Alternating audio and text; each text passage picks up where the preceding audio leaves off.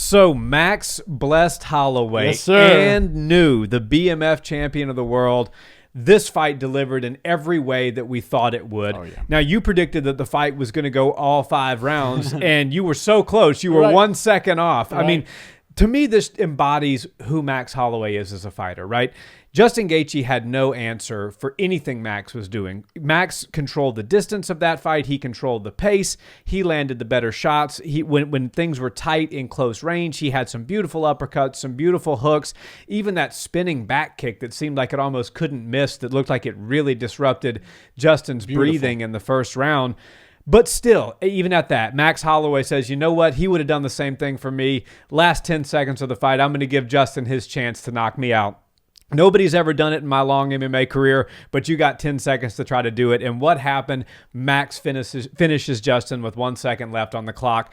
This fight delivered in more ways than one. What were your thoughts? And, what do you think from a technical perspective Max did so well to disrupt Justin? Well, I love this fight, and I have to say, I'm so glad that the BMF is still in existence and it's being competed for.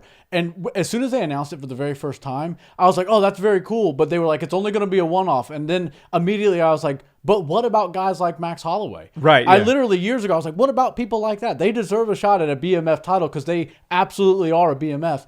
And I'm so glad it went the way it did. And there's sometimes where you get matchups and you're like, oh, this is going to be awesome. And it doesn't live up to expectations. I don't think anybody was doubting that Justin Gaethje versus Max Holloway was going to be what they gave us. But man, it doesn't even compare when you're thinking about it versus when you're actually watching it.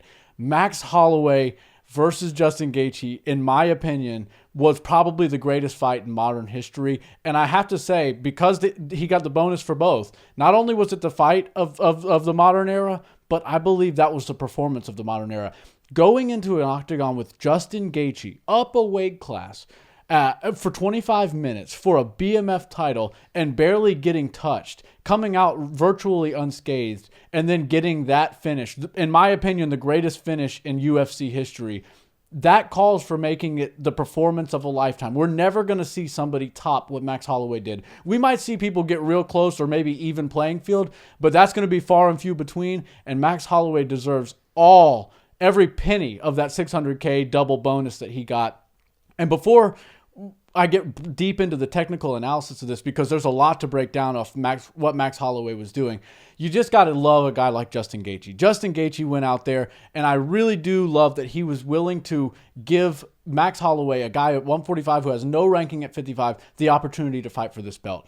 And Justin Gaethje had a lot to lose, and unfortunately, he's reached some of the highest heights in the sport, but now this is obviously some of the lowest lows. And while he didn't lose any stock, in my opinion, he is going to fall in the rankings, and that does hurt.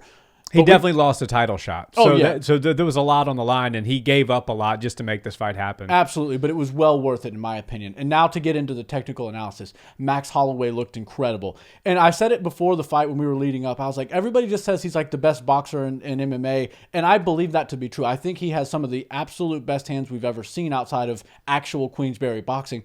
But Max Holloway is a complete martial artist. You can't forget. You can't just accidentally throw a spinning jump kick and land it 5 out of 5 times in a fight against a former world champion. You can't just go out there and have disruptive leg kicks all night long against a guy like Justin Gaethje if you're just a high-level boxer. Max Holloway is a complete mixed martial artist. In my opinion, after that performance, one of the highest-level mixed martial artists that's on the roster right now. And the way he's able to find his shots, control the pace, and while he's able to push pressure on his opponents, he's also able to dance on the outside and engage on his terms. He'll avoid you when he knows you're about to throw some threatening stuff and some heavy power.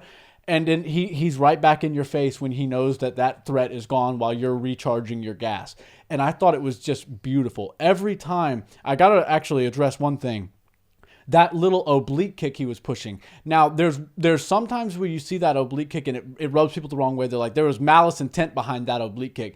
He was just doing it as a disruptor. He was doing it to slow down the timing and the pace of Justin Gaethje's entrances, and that was beautiful. Because anytime you see somebody digging that oblique kick towards somebody's knee and it looks like they're actually trying to break their leg or tear their ACL, it kind of makes you look a little off at that person. But Max Holloway was simply doing it as like a foot jab, as like a way to jab the legs. And it was beautiful. He kept Justin at bay, not only with the hands, but also with the kicks. It was really flawless. And honestly, he got touched a couple of times in there, and I'm really starting to think that scientists need to go discover what is Max Holloway's chin is made out of. Because, I mean, Justin Gaethje, when he hits it's not bone. We need a sample testing. Right. There's something else in there, because when Justin Gaethje hits you, and he landed some pretty flush shots throughout the night, especially when he did land, it was on the head of Max Holloway. But nothing happened. He didn't rock him at all. He didn't daze him. The most success Justin had was the leg kick. And if you heard Dana White after the post-fight press conference, he said Max is out there walking around. He's hopping around, jogging. He's totally fine. Usually when a guy takes that many kicks to the leg and he's got a three-dimensional, hematoma on his leg, he's on crutches and he's not really doing a whole bunch of moving around. Max Holloway's still out there moving, signing autographs, signing babies, all that stuff. I loved the fight. It lived up to the expectation. UFC 300 needed that fight, and you knew those two guys were going to deliver. Yeah, and I mean, Justin Gaethje had the most success he had was that shot that landed. So it was a short shot that landed on the temple of Max, and that kind of I think it more than anything disrupted Max's balance because he was right back up. It was sort of a knockdown. We can question, did Max hit the canvas for the first time in his career? Technically, yes. It was. I would have to go back. I heard that somebody said that the judges that was not ruled as a knockdown. Yeah. So a little unclear officially as to how that was scored, or if it was officially a knockdown, or if he's still got a totally clean record there. But the thing about Max Holloway is he believes in his chin like nobody else I've ever seen, right. And for damn good reason. It has never failed him. He will always engage in a phone booth fight, but he does it in intelligent ways. He's very long. Especially for 145, he was very long for that division. At 145, even still, he has some range on most people and some height. And so the way he was working his jab, and as you said, that oblique kick, keeping Justin at bay, allowed him to do his really clean work from the outside.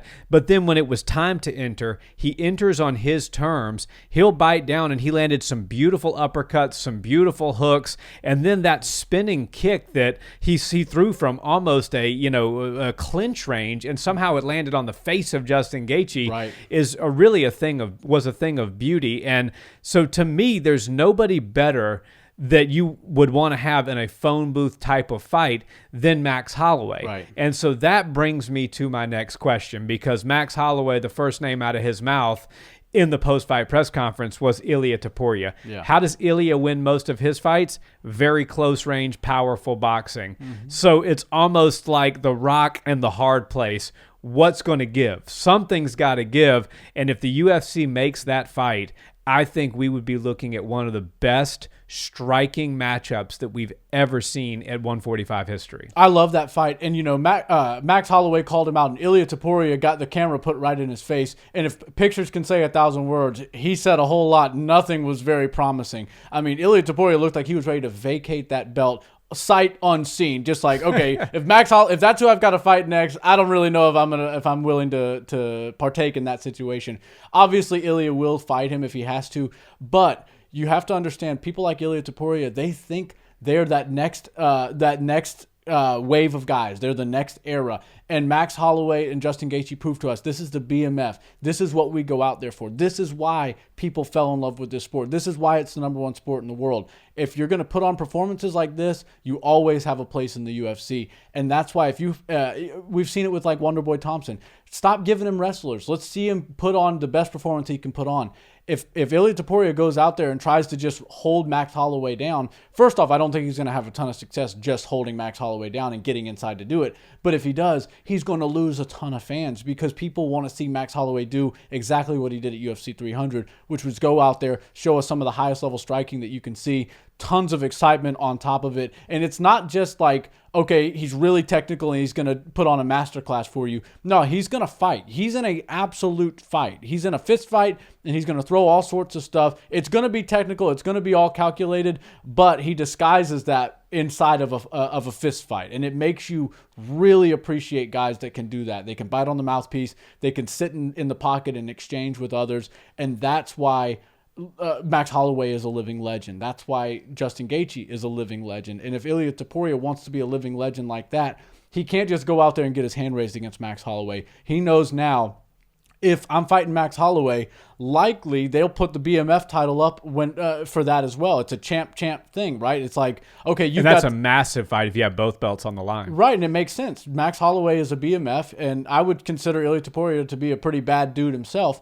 So maybe we both put our belts up on the line and see what winner happens. takes all. Yeah, winner takes all type of situation. But if you go out there and you remember the BMF title is on the line too, you have to fight like a BMF. You can't go out there and try to, crotch sniff your way to a victory. So that's why I think Ilia Topuria might be looking in other directions than Max Holloway. And while I'd love to see that fight, I don't have to see it next. I really do like Max Holloway at the 155 frame. I really like some of the matchups that he could find himself in. And look, there's one big guy who's still the biggest name in this sport who has a win over Max Holloway. And now Max Holloway has a belt, something that is very far out of the reach as far as undisputed belts goes for Conor McGregor. But nothing gets Conor McGregor out of bed like a great, good old-fashioned fist fight, somebody who's going to stand and trade with you, and on top of that, a belt that stands for BMF. Yeah. And I think that Conor McGregor versus Max Holloway, part 2, with a belt on the line, likely at 155, is something that we could absolutely see, if not this year, probably next year. Yeah, well, one thing we know about Conor McGregor, he's a fan of the sport, if nothing else. Loves it. He's also a historian of the sport, and he respects the dogs in the game. Oh, yeah. And probably of all of Conor's past opponents, he has the most respect and, to my knowledge, has said the most positive good things about Max Holloway compared to anybody that he's fought in his past. And he fought Max very young. I think he was like 21 or 22 years old when they fought. And, Conor McGregor also has said, I don't count wins that I don't get my hand raised via KO or TKO finish. If it's a decision, I don't really count it as a win on my record. So to him, by his own words, he has not beaten Max Holloway yet. Right. And now that there's a belt that could potentially be on the line, you got to give Conor something to get out of bed for. I think Conor McGregor is going to shoot his guns at Max Holloway if he can get past Michael Chandler, because Islam Makhachev, that doesn't really make any sense for him. That's not a very winnable fight, let's be honest, for Conor McGregor. Max Holloway is no walk in the park either, but it's certainly more of a stylistic matchup that Conor would look for than an Islam Makhachev. Also, Arman Sarukian looked pretty good against Charles Oliveira. He's probably next in line after Dustin, and then after that, Islam's probably going up to 170. So we'll have to see what shakes out, but the two names to me that stick out for Max Holloway after a performance like he had at UFC 300 would be Ilia Topuria for both belts, put both on the line, or against Conor McGregor should he get past Michael Chandler, and both of those are just incredible mega fights. Right, and after the performance that Max Holloway had with Justin Gaethje at UFC 300, more and more people are coming around to the BMF being something that exists at all times. It's very cool. We don't need it, maybe once a year it's contested when the fight's right, but Max Holloway deserves that title, and it's the most rare title you can possibly get in all of combat sports right now. And I know that ruffles some people's feathers. They're like, it's not a real belt, but no, it is. It is a real belt, and every fight that we've seen it contested for has been an amazing fight. UFC 300 BMF title fight certainly trumped all of the other ones before it, but I think there's a lot of fun matchups to take place, and when you've got Max Holloway now controlling that belt, there's a ton of fun fights. He's right there in the mix with 145, potentially some 135ers moving to 45 trying to contest with him, and then obviously the guys at 155. Conor McGregor definitely fits the qualifications to be a BMF, and I think that'd be a really fun fight for the UFC to make. While Conor McGregor would love an undisputed title in the UFC at some point in his career, I don't know at this stage that he's ever going to touch it again. He might find himself in a title shot again. I don't really see him getting his hand raised in that situation. But a more rare belt, something that's even more difficult to get your hands on, which is the BMF, seems like it's right up Conor's alley. And Max Holloway deserves, quote-unquote, red panty night. You got that right.